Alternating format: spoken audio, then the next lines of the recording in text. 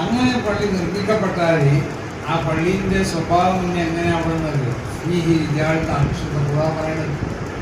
അവിടെ ആണുങ്ങൾ മാത്രമേ ഉണ്ടാവാൻ പാടുള്ളൂ. ആണുങ്ങൾ മാത്രമേ ഉണ്ടാകാൻ പാടുള്ളൂ എന്ന് പറഞ്ഞാൽ അത് പെണ്ണുങ്ങളെ മോശമാക്കരുത്. അങ്ങനെ നിങ്ങൾ മനസ്സിലാക്കരുത്. പെണ്ണുങ്ങൾക്ക് വലിയ സ്ഥാനമാണ് ഇസ്ലാം നൽകിയിട്ടുള്ളത്.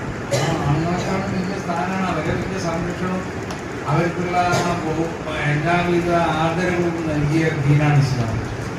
അവൻ ഇൻഷല്ലാഹു അലൈഹി വസല്ലം നിങ്ങളെ പള്ളിയിൽ നിന്ന് അവനെ വിട്ടുനിർത്തിയത് എങ്ങനെയെന്നറിയോ? വളരെ തന്ത്രപൂർവ്വമാണ്. നബി നിരോധിച്ചു. പക്ഷേ ആ നിരോധനം എങ്ങനെയാണ്? വ്യംഗ്യമായിട്ടാണ്. വ്യക്തമായ ഒരു നിരോധനമല്ല ലഭിച്ചത്. കാരണം പെണ്ണുങ്ങൾക്ക് ഒരു പ്രയാസം ഉണ്ടാക്കാൻ പാടില്ല.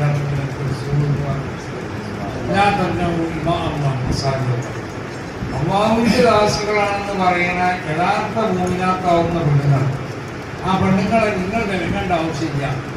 നിങ്ങൾ വിലങ്ങേണ്ട ആവശ്യമില്ല എന്ന് പറഞ്ഞാൽ ആ പെണ്ണുങ്ങളെ വിലങ്ങേണ്ട സ്വഭാവത്തിൽ ഞാൻ വിലങ്ങിയിട്ടുണ്ട്. ആ പെണ്ണുങ്ങൾ അവിടെ പോയി പള്ളിയിൽ പോകാതെ അവർ വിട്ടുനിൽക്കും. നിങ്ങൾ വിലങ്ങേണ്ട, നിങ്ങൾ വിലങ്ങിയിട്ട് നിങ്ങൾ വിലങ്ങേണ്ട ആവശ്യമില്ല എന്നാണ് പറഞ്ഞത്. കാരണം റസൂൽ പിന്നീട് പറഞ്ഞിട്ടുണ്ടാകും ആ ഈ കൽപ്പന തന്നെ ആരോടാണ്? പെണ്ണുങ്ങളുടെ രക്ഷിതാക്കന്മാരോട്, പെണ്ണുങ്ങൾക്കുള്ള ഭർത്താക്കന്മാരോട്, അല്ലെങ്കിൽ രാജ്യം ഭരിക്കുന്ന മുസ്ലിം ഭരണകൂടമുണ്ടെങ്കിൽ ആ ഭരണകൂടത്തിനോടാണ് പറയുന്നത്. നിങ്ങൾ തടയാൻ പോകരുത്, നിങ്ങൾ തടയേണ്ട ആവശ്യമില്ല. കാരണം എന്തുകൊണ്ട്?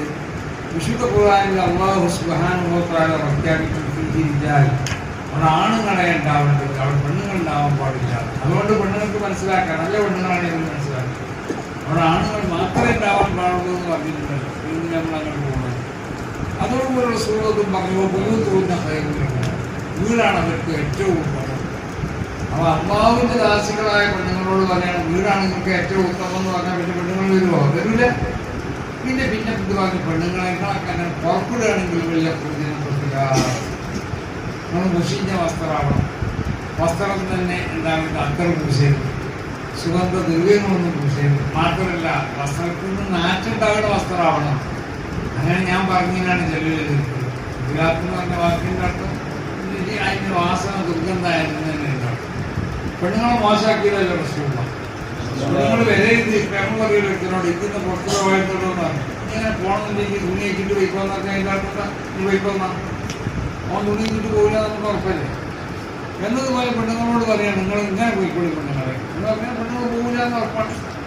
അതുകൊണ്ടാണ് പെണ്ണുങ്ങൾ പോകുന്നത് പതിവ് റസൂലുള്ളാഹിന്റെ കാലത്തില്ലേ, അത് സ്ത്രീകളുടെ കാലത്തില്ല, പെണ്ണുങ്ങൾ ഭർത്താവിന്റെ കാലത്തില്ല. ആകെ ഒരു പെണ്ണ വന്നത് ഭർത്താവിന്റെ കാലത്ത് മൂപ്പര് ഭാര്യ.